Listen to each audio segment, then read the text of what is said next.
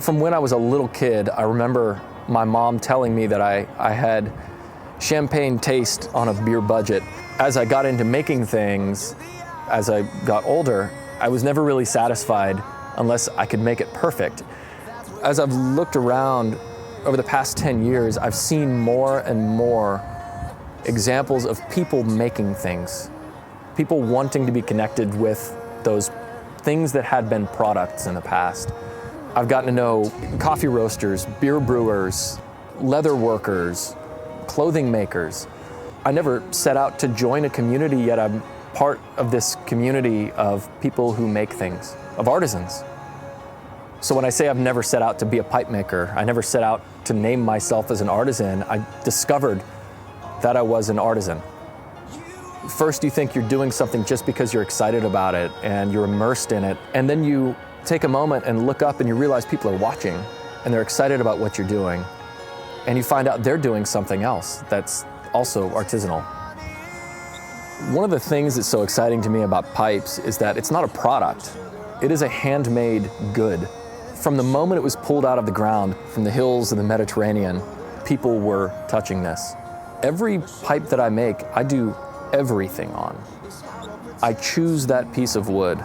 Every piece is custom made, nothing is stock. Each stem is made for the shape that I'm making. And making pipes this way is slow. I like to think that I became an artisan because I enjoy doing what I'm doing. There are days when you go out to the workshop and everything clicks. It seems like it's just a golden day. The sun's shining in on me in the mornings while I'm working at my workbench, and it's almost like a dream. And then there are other days, I like to think they're only the days when it's overcast and I'm shaping something and nothing goes right. And you can't seem to touch something without it breaking. I can shape everything exactly right, and at the last moment, nature's little flaws arise and you have to throw the whole project away. And those can be challenging moments. That's part of being a pipe maker. You have to deal with the problems that come up throughout the day. So much of pipe making is problem solving.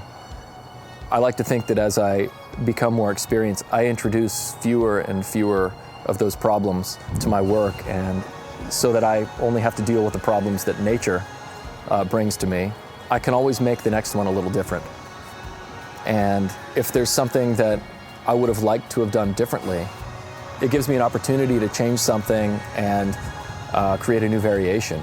I'm always in pursuit of my next pipe being better than the one I just made. If my next one is just better, I'm happy.